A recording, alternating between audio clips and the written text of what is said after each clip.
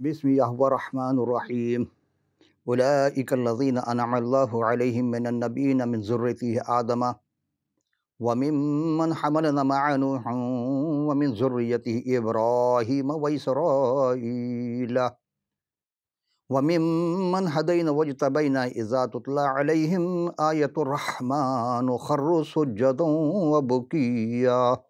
صدق اللہ العالمین۔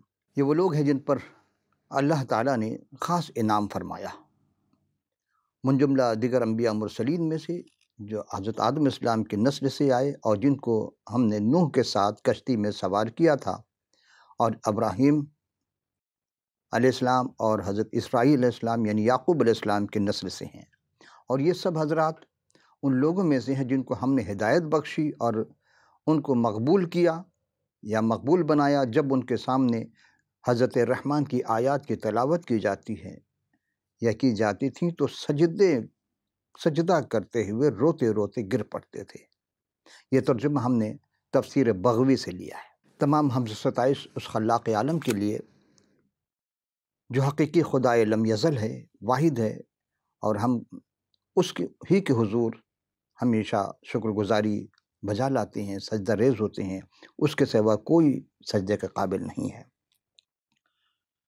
اور اسی کے نام کی شفقت اور سچائی کے خاطر جلال بخشتے ہیں۔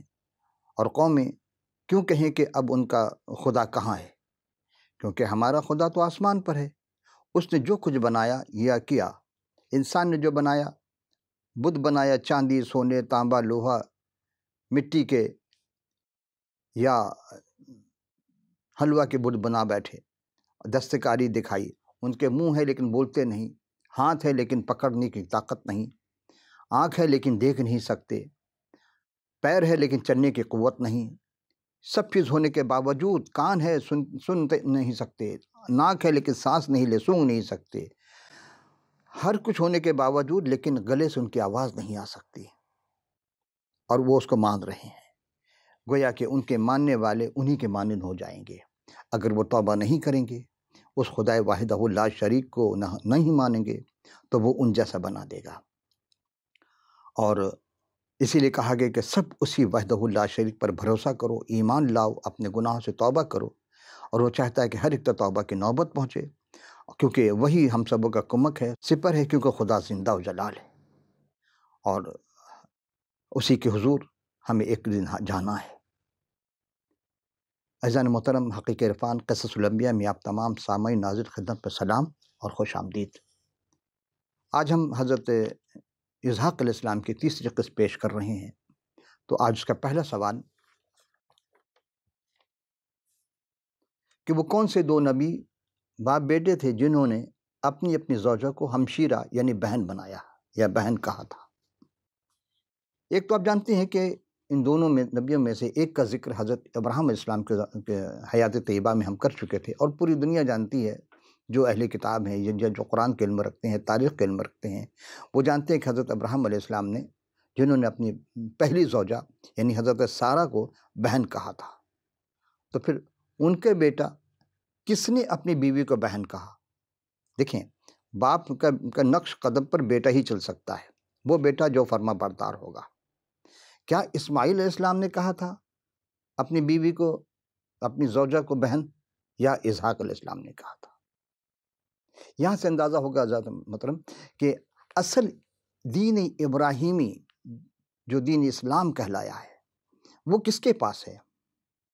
اسماعیل کے پاس ہے علیہ السلام کے پاس، یا حضرت اسحاق علیہ السلام کے پاس ہے؟ آئیے ہم دیکھتے ایک نظر کہ چند باتیں ایسی ہیں قصص الانبیاء میں کا ذکر میں، جس میں حضرت علامہ حافظ عماد الدین ابو الفدا اسماعیل صاحب، جو ابن کثیر کے نام سے موصوف ہیں، مشہور ہیں، معروف ہیں، اور ان کی یہ کتاب ہے قصص الانبیاء۔ اور دوسری کتاب اس میں، اور علامہ ذوالفقار الساقی صاحب، ان کی کتاب ہے، یہ بھی ہے قصص الانبیاء۔ ہم ان دونوں سے ریفرنس دے رہے ہیں۔ پہلے ہم قصص الانبیاء علامہ عماد الدین ابو الفدا اسماعیل، اور مترجم ہے مولانا ابو طلحہ محمد اصغر مغل صاحب، اور صفحہ ہے 155 50 اور 51 میں آپ لکھتے ہیں کہ حضرت ابراہیم علیہ السلام نے 3 دفعہ جھوٹ بولا۔ پہلا جب انہوں نے اس موقع پر جب لوگ عبادت کے لیے جا رہے تھے، وہ خوشیاں منا رہے تھے، عید منا رہے تھے، تو آپ نے کہا تھا کہ میں نہیں جاؤں گا، اور یہ کہہ کر کہ میں بیمار ہوں، اور انہوں نے بت توڑ دیا تھا۔ دوسری دفعہ انہوں نے جب کافروں نے کہا کہ تم اپنے ہمارے خدا کو کیوں حشر نشر کیا، یہ توڑ پھوڑ کیوں کیا، تو انہوں نے کہا میں نے نہیں کیا بلکہ اس بڑے نے کیا۔ اور تیسری دفعہ جھوٹ انہوں نے یہ کہا تھا، یہ قصص الانبیاء میں اسی طرح لکھا ہے کہ تیسرا جھوٹ جو سرزد ہوا ان کی ذات کے بارے میں، وہ یوں ہے کہ ان کا اور سارا کا گزر ایک ایسے ظالم اور جابر بادشاہ کے علاقے سے ہوا۔ کسی نے بادشاہ کو خبر دی کہ یہ آدمی یہاں ایک آدمی آیا ہے جس کی بیوی بہت حسین و جمیل ہے، خوبصورت ہے، تو بادشاہ نے بلایا، یعنی حضرت ابراہیم علیہ السلام کو بلوایا، پیغام بھیجا اور عورت کے بارے میں پوچھا وہ کون ہے، تو آپ نے فرمایا کہ میری بہن ہے۔ پھر حضرت ابراہیم علیہ السلام نے حضرت سارہ کے پاس تشریف لائے اور فرمایا کہ اے سارہ، اگر یعنی کہ روئے زمین پر تیرے اور میرے سوا کوئی مومن نہیں ہے، اور اگر اس سے بادشاہ مجھ سے تیرے بارے میں سوال کیا تو میں نے کہہ دیا کہ تو میری بہن ہے، لہٰذا اب تو مجھے جھٹلا نہ دینا، بلکہ جب بادشاہ تجھ سے پوچھے میرے بارے میں تو تو بتا دینا کہ ہاں تو میری بہن ہے۔ تو جب حضرت سارہ کو وہ لے کر گئے اور پھر بادشاہ نے برے ارادے سے ہاتھ بڑھایا تو اس کا ہاتھ شل ہو گیا۔ اس نے کہا تو جس خدا کو مانتی ہے اسے دعا کر کے میرا ہاتھ صحیح ہو جائے۔ آپ نے دعا کی، یعنی سارہ نے دعا کی، حضرت سارہ علیہ السلام اللہ علیہ نے اس کا ہاتھ صحیح ہو گیا۔ دوسری دفعہ اس نے پھر بری نیت سے ہاتھ بڑھایا، پھر اس کا ہاتھ شل ہو گیا، اور تیسری دفعہ پھر یعنی دوسری دفعہ دعا کی، تیسری دفعہ اس نے پھر نیت کی، بری نیت سے ہاتھ بڑھایا، دوبارہ شل ہو، تیسری دفعہ بھی شل ہو جاتا ہے۔ اب وہ توبہ کرتا ہے کہ اچھا اب میں تجھے آزاد کر دوں گا، اور اپنے خدا سے دعا کر تاکہ یہ جو بھی چیز میں تجھے میری بری نیت سے جو میرا ہاتھ شل ہو گیا ہے، تیرا خدا مجھے شفا عطا فرمائے۔ حضرت سارہ نے دعا کی، اسے شفا ہوئی، تو اس نے وہاں پہ ان انعام کے طور پر ایک کنیز اسے عطا کی تھی، اور اس کا نام تھا ہاجرہ۔ اور یہی واقعہ عزیزان محترم ہم دوسری کتاب قصص الانبیاء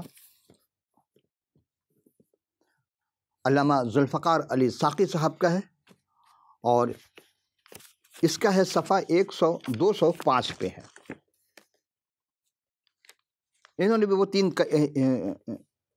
تین کہا ہے، یعنی تینوں واقعے بیان کیا ہے، اور تیسرا میں پڑھوں گا چونکہ دامن وقت میں گنجائش کم میں سوالات زیادہ ہیں اور میٹر بھی زیادہ، اسی لیے ہم تیسرے سوال کے شاہد حاض اختی، شاہ مصر نے آپ کو بلا بھیجا۔ دیکھیں یہ واقعہ شاہ مصر کا ہے۔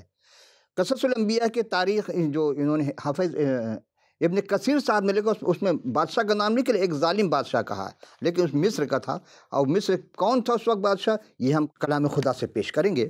تو شاہ مصر نے آپ کو بلا بھیجا، حضرت سارہ کے بارے میں پوچھا تو آپ نے فرمایا یہ میری بہن ہے، حاضر اختی، یہ میری بہن ہے۔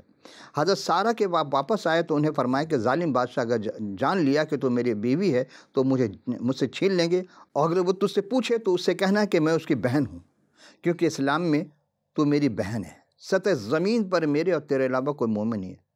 حضرت سارہ کے بارے میں آپ کا قول ہے کہ یہ میری بہن ہے، اس سے آپ کی یہ کہتے دینی بہن مراد ہے۔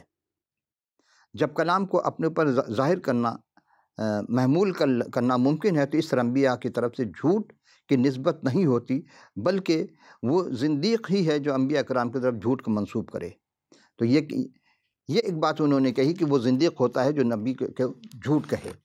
عزیزان محترم، اب ہم اسی واقعے کو دیکھتے ہیں۔ کتاب مقدس توریت مقدس کے یہ پہلا سورہ التکوین، اردو ترجمہ میں اس کو پیدائش کہتے ہیں، انگلش میں جینیسس، اس کے 12ویں رکوع کی ہم 10 سے 20 آیت ہے، لیکن ہم مختصر پیش کر رہے ہیں۔ اگر آپ کے پاس کلام مقدس نہ ہو تو آپ ہمیں اپنا پتہ بھیجیے گا، مکمل پتہ، تاکہ ہم آپ کو فی سبیل اللہ کتاب مقدس ارسال کر سکیں۔ شکریہ۔ تو آئیے کہتے ہیں کہ حضرت ابراہیم علیہ السلام جب وہاں پہنچے سخت کال تھا، یعنی وہ کال کا دوران تھا، قحط سالی تھی، اور حضرت ابراہیم علیہ السلام الہی انتخابات کے مقام کو چھوڑ کر کے وہ مصر میں چلے جاتے ہیں، اور مصر دنیا کی علامت یہ ہے کہ یہ سفر تکلیف دہ ثابت ہو ان کے لیے، اور ابراہیم علیہ السلام پر خوف طاری ہو گیا تھا کہ شاید فرعون ان کی خوبصورت شریک حیات کو یعنی بیوی کو اپنی حرم نہ بنا لے۔ اسی ڈر کے سے انہوں نے کہ انہیں قتل بھی نہ کر دیا جائے، مار نہ ڈالا جائے، تو انہوں نے چنانچہ ابراہیم علیہ السلام نے ساری یعنی جو بیوی تھی ان کی، اس کے بارے میں جھوٹ بولا تھا کہ وہ اس کی بہن ہے، اور یہ سچ ہے کہ ان کی کہتے ہیں یہ ان کی سوتیلی بہن ہے. نہیں، اگر آپ غور کریں گے تو یہ پہلے سوال میں ہم اس کا جواب دے چکا کہ یہ کون تھی. لیکن یہ سمجھیں کہ یہ ساری جو تھیں یہ ان کے بھائی ہاران کی بیٹی تھیں. اور ہاران جو تھے ان کی 2 بیٹی تھی، ایک کا نام ساری اور دوسرے کا نام ملکہ.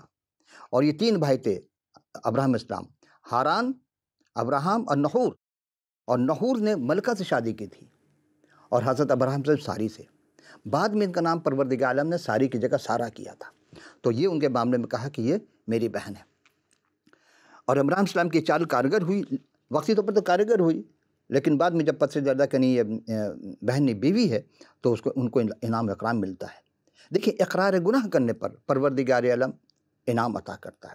آج بھی ہم جب اپنے گناہوں سے اقرار کرتے ہیں، توبہ کرتے ہیں اور اس کو وحدہ لا شریک مان لیتے تو وہ بھی ہمیں انعام اکرام سے نوازتا ہے. اور لیکن عزیزان محترم، لیکن یہ چال سارا کے خلاف تھی، کیونکہ اسے فرعون کے گھر میں لے جایا گیا تھا. اور فرعون کو کیا ہوا تھا کہ وہ اس کے نقصان دہ ہوئی، چونکہ وہ پہلی دفعہ اپنی بری نگاہ سے جب ہاتھ بڑھاتا تو اس کا ہاتھ شل ہو جاتے ہیں، فعلی زدہ ہو جاتا ہے. تو وہ پلٹ کر حضرت سارہ سے کہتا ہے کہ تو جس خدا کی عبادت کرتے اس کے لیے دعا کر تاکہ میرا ہاتھ صحیح ہو جائے. حضرت سارہ دعا کرتی ہیں، وہ پھر دوبارہ اس شیطان ابلیس اس کو ورغلاتا ہے، وہ دوبارہ بری نگاہ سے ہاتھ بڑھاتا ہے، اس کا ہاتھ پھر شل ہو جاتا ہے. وہ کہ دوسری تیسری دفعہ بھی جب دعا کے لیے فرعون کہتا ہے آپ دعا کرتی ہیں، اور اس کا ہاتھ جو شل شدہ ہاتھ تھا وہ دوبارہ صحیح ہو جاتا ہے، اور وہ اس اپنے وعدے پہ قائم ہو کر کے وہ آزاد کرتا ہے اور ان کو ایک خادمہ دیتا ہے کہ ساری زندگی وہ ان کے ساتھ رہے، خدمت گزار کرے. تو وہ اس کا نام ہوتا ہے ہاجرہ. ایسا جس طرح حضرت ابراہیم السلام نے اپنی حیات طیبہ میں اپنی بہن بنایا تھا اپنی زوجہ کو، سارہ کو، اسی طرح ان کے بیٹے یعنی حضرت اسحاق نے، اسماعیل نے نہیں، حضرت اسحاق نے بھی وہی غلطی، انہوں نے بھی اپنی زوجہ کو بہن کہا تھا. دیکھیں وہ تاریخی بات جو آج تک شاید آپ سے کسی نے عرض نہیں کی ہوگی، بیان ہی نہیں کیا ہوگا، چونکہ اب لوگوں کو پتہ ہی نہیں ہے اور ہم کلام مقدس سے پیش کر رہے ہیں.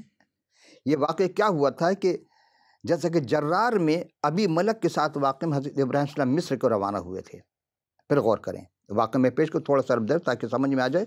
انہوں نے ابی ملک کو مار ڈالنے کی دھمکی دی تھی، اور وہ تاریخ میں محض ایک تماشائی نہیں بلکہ اس سے بڑھ کر بھی تھا، اور پرانی انسانیت کے حامل لوگوں کے ذریعے بھی اپنے لوگوں کو نقصان پہنچانے سے روک نہیں سکتا تھا. اس واقعے میں بے دین ابی ملک نے خلیل خدا کی نسبت زیادہ راستہ بازی کا اظہار کیا. یہ تو نے کیا کیا، تیری بہن تھی، تو نے مجھے بتائی نہیں، وغیرہ وغیرہ. کہ جب ایک دیندار آدمی، دنیاوی آدمی ایک دیندار آدمی کو ملامت کرے تو کس قدر شرمناک ہوتی ہے. اور ہر زمانے میں رہا ہے کہ سچ کو ہمیشہ دبایا جاتا ہے، غلطی ہو یا نہ ہو، اور جھوٹ ہمیشہ پروان چڑھتا ہے، لیکن زیادہ دیر نہیں، وقتی ہوتا ہے اس کا.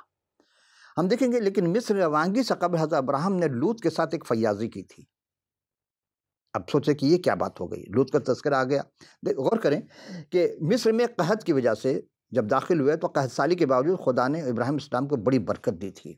اور یہ تکوین جو پہلی کتاب ہے توریت مقدس کا پہلا سورہ کہیے، پہلی کتاب کہیے، تو اس کے 14ویں رکوع کی 21 سے 22 2 آیات ہم آپ کو 24 میں پیش کر رہے ہیں کہ جب حضرت ابراہیم اپنے بھتیجے کو چھڑانے کے لیے گئے، چونکہ وہ یہ ہم ابراہیم السلام کے واقعے میں پیش کر چکے تھے، لیکن ایک سبب ہے جو میں پیش کر رہا ہوں یہاں پہ. تو جنگ ہوئی اور فاتح حضرت ابراہیم السلام ہوئے اور گھر واپس ہونے لگے تو سدوم کے بادشاہ استقبال کے لیے آیا، چونکہ وہ ابلیس کا پیروکار تھا. اور اکثر ایماندار کے عظیم فاتح کے بعد شیطان آزمانے کے لیے آتا، جیسے مسیح کو آزمانے کے لیے آیا، انبیاء کو آزمانے کے لیے آتا، سو ایمانداروں کے باپ کو بھی آزمانے کے لیے آیا اور کہا کہ آدمیوں کو مجھے دے دے اور مال اپنے پاس رکھ لے، یعنی رشوت دے رہا ہے وہ. چنانچہ شیطان اب بھی آزماتا ہے کہ ہمیں مٹی کے کھلونے سے الجھائے رکھے چند چیز کے لیے، اور ہم سے وہ نورانی چیز حاصل کر لے، یعنی ایمان. آج ہمارے ارد گرد کورونا ایک وائرس ہے جو سب جانتے ہیں، دیکھ رہے ہیں، اور یہ اس کی وجہ سے لوگ مر رہے ہیں پوری دنیا میں. اگر آپ اس کو غور کریں تو شطرنج کے چال کی طرح ہے. سیزر نے جب اس کو کہا تھا کہ بادشاہ نے پوچھا کہ اس خانے کو بول میں کیا چاہیے، انہوں نے کہا یہ آپ نہیں دے سکتے. بادشاہ نے کہا، راجا نے کہا کہ نہیں ٹھیک ہے، تم جو کہے گا میں دوں. انہوں نے چاول سے بھر دیں، لیکن شرط اس کے مطابق ایک خانے پہلے چاول، دوسرے میں 2، تیسرے میں 4، چوتھے میں 8، پانچویں میں 16، چھٹے میں 32. اسی طرح کرتے کرتے 64 خانے بھرنا ہے، لیکن 2 خانے 4، یعنی پہلی لائن، دوسری لائن، تیسری چوتھی لائن ہو گئی تو کئی لاکھ چاول 80 لاکھ چاول دیے گئے. بادشاہ بڑا پریشان ہو گیا, یہ کیا ہو گیا؟ بلڈ پریشر ہائی ہوا, سیزر کو بلا کر قید کر دیا گیا. ریاضی دان بلائے گئے کہ ہاں کس طرح ہوگا یہ, وہ بھی فیل ہو گئے. لیکن 14ویں سے ہماری اس صدی میں بل گیٹس صاحب نے اس فارمولے کو, یہ سوال دنیا میں بڑھتا چلا گیا. ایران اور اتنا بڑھا کہ آج پوری دنیا میں شطرنج کھیلے جاتے ہیں, لیکن اس کو حل کوئی نہ کر سکے 64 خانے میں کتنے چاول آئیں گے. بل گیٹس صاحب نے, آپ کیلکولیٹر لے کے دیکھ سکتے ہیں لیکن عام کیلکولیٹر میں نہیں آئے گا, یہ کمپیوٹر کے ذریعہ بل گیٹس صاحب نے ایک وہ سافٹ ویئر بنایا. اس نے بتایا کہ اگر ہم ایک کے داہنی طرف 19 صفر لگائیں, 19 زیرو لگائیں, تو 1 ارب چاول ایک بوری میں ڈالے جا سکتے ہیں. اسی طرح 18 ارب بوریاں بھری جائیں گی, اور اس کے لیے جو وقت درکار ہوگا 1.5 ارب سال. یہ انسان کے کیلکولیٹر ہے. انسان نے کیلکولیٹ کیا خدا کتنے اناج ہمیں دے رہا ہے. کھربوں, اربوں نہیں, کھربوں اور کئی کھربوں ہمیں اناج دیتا ہے, لیکن کوئی وہ حساب نہیں رکھتا ہے. آئیے اسی طرح جب کورونا بڑھنے لگا تو دوسری جانب مخلوق الحال لوگ بے روزگار, مفلس, بیوہ, مساکین, مجبور, سفید پوش افراد بھوک کے وائرس سے مر رہے تھے. اور ایسے موقع ابلیس آتا ہے اور عمرہ کو, امیروں کو مشورہ دیتا ہے کہ تمہارا پیسہ ختم ہو جائے گا, کیوں غریبوں پہ لٹاتے ہو, یہ تو ویسے ہی مر جائیں گے بھوکے, مارنے دو. لیکن ایسے میں خدا ایسی بھی مخیر حضرات کو اپنے پاس سے مشورہ دیتا ہے. نیک روح, پاک روح انہیں مشورہ دیتی ہے کہ نہیں, تو اپنے مال میں سے غریبوں کا مدد کر. تو جو دیتا ہے اس کو دیا جاتا. اور کلام یہی ہے, رب تعالیٰ کا فرمان ہے, دو تو تمہیں بھی دیا جائے گا. حضرت اسحاق علیہ السلام نے بھی خوف کے مارے اپنے والد کے نقش قدم پر چلنے لگے. ججدار کے باشندوں نے پوچھا یہ کون ہے, یعنی ان کی بیوی کے بارے, ربقہ کے بارے. ربقہ کون تھی؟ میں پہلے عرض کر چکا ہوں کہ ہاران کی 2 بیٹیاں تھیں. ساری سے حضرت ابراہیم علیہ السلام نے شادی کی تھی, اور ملکہ سے دوسرا بیٹا جو ابراہیم کا بیٹا تھا نہور, یعنی ابراہیم کا بھائی, اس نے شادی کی تھی. اور ابراہیم علیہ السلام اور سارہ سے جو بیٹا ہوا اس کا نام ہے وعدے کا فرزند اسحاق.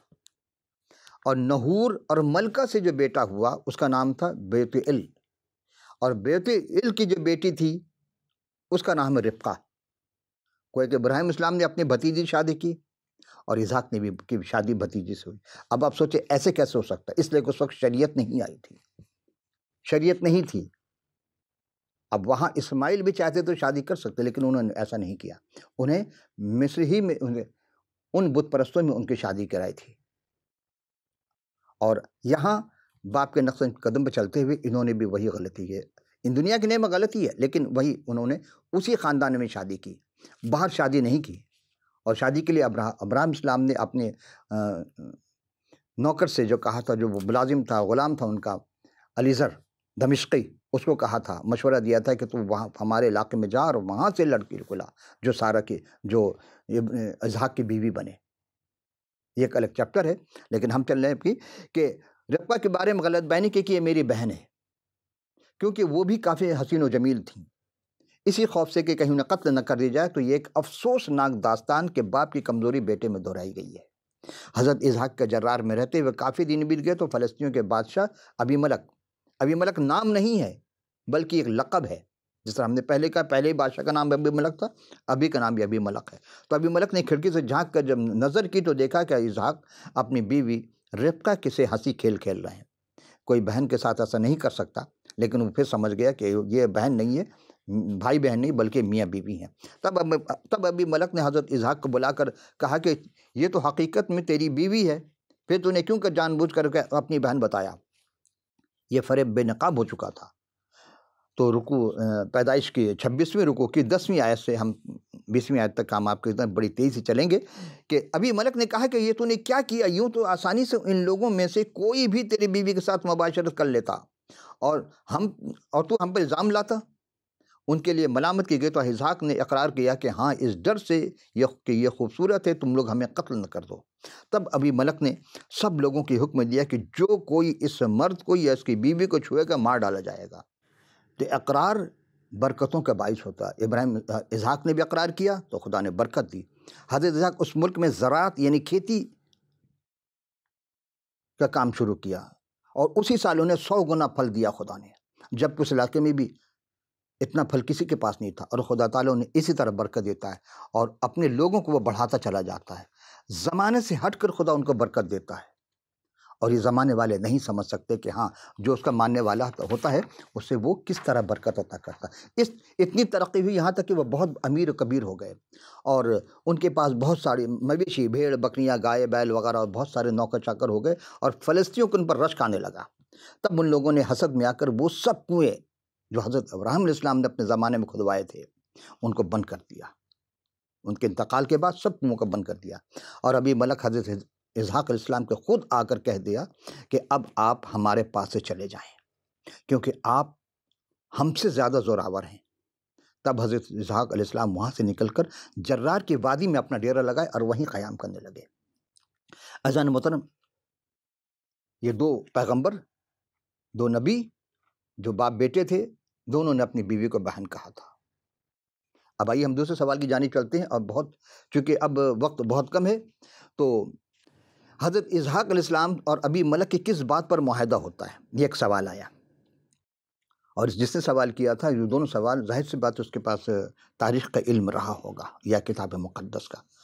آئیے ہم دیکھتے ہیں پیدائش یعنی جنیسس، التکوین، توریت مقدس کی یہ پہلا سورہ، اور اردو میں پیدائش اس کی 26ویں آیت کی ہم چند آیت آپ کی خدمت میں پیش کر رہے ہیں کہ حضرت اسحاق کے قحط کے سلسلے میں اپنے والد بزرگوار حضرت ابراہیم علیہ السلام جیسا رد عمل تھا کہ جب حضرت اسحاق جنوب کی جانب محو سفر تھے تو حق تعالیٰ نے جرار کے مقام پر ظاہر اور فرمایا کہ وہ مصر میں نہ جائے۔ یعنی جغرافی نقشے کے اعتبار سے اگر دیکھا جائے کہ اس کے مطابق جرار مصر کے راہ پر نصف فاصلے پر ایک قیام گاہ تھی، تو خداوند متعال نے حضرت اسحاق علیہ السلام کو خبردار کیا تھا جرار میں عارضی طور پر قیام کرے، لیکن حضرت اسحاق نے وہاں عارضی قیام نہیں کیا بلکہ بجائے سکونت اختیار کر لی، یہاں تک خالق کائنات نے ان کے ساتھ اپنے خلیل سے کیے ہوئے وعدے کو از سر نو دہراتا ہے۔ تصدیق فرمائی کہ حضرت اسحاق نے پانی کے ان کنوؤں کو جو ان کے والد بزرگوار حضرت ابراہیم اسلام کے عہد میں کھدائی کی گئی تھی پھر سے انہوں نے کھدوایا، لیکن فلسطینیوں نے حضرت ابراہیم تعالیٰ کے بعد جو بند کر دیا تھا، اور اسحاق علیہ السلام کے نوکروں اور اس وادی میں کھودتے کھودتے کنویں بہتے ہوئے پانی میں ایک صوت مل گیا۔ صوت جب ملا تب جرار کے چرواہوں نے حضرت ابراہیم السلام کے چرواہوں کے ساتھ جھگڑا کیا، بالکل اسی طرح عزیزان محترم جس طرح لوط کے چرواہوں نے حضرت ابراہیم السلام سے جھگڑا کیا تھا، فساد کیا تھا، وہ چھوڑ کے چلے گئے۔ ابراہیم السلام وہ بخش دیا لوط کے کو اور وہاں سے چلے جاتے ہیں۔ یہاں بھی انہی کے نقش قدم پر حضرت اسحاق علیہ السلام نے اپنے والد کے نسل چلتے ہوئے وہ جگہ سے چلے گئے۔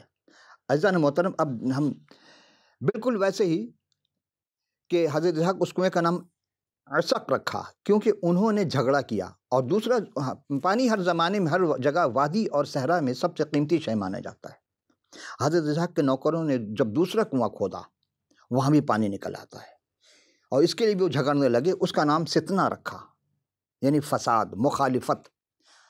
تو سخی ابن سخی یعنی ابراہیم السلام جو دو کنواں بخش دیا تھا، انہوں نے بھی وہ دونوں کنویں بخش دیے ان کو، اور وہاں سے رب العزت نے ان کو وہ عزت عطا کی۔ اسحاق السلام وہاں سے اس کنویں کو خیرباد کر کے دور دراز علاقے میں ایک تیسرا کنواں کھودتے ہیں جس کے لیے انہیں جھگڑا کرنے کی ضرورت ہی نہ ہو سکی۔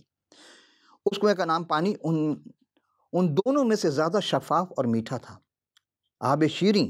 حضرت اسحاق نے اس کنویں کا نام رحوبت رکھا، یعنی وسیع جگہ تھا وہ۔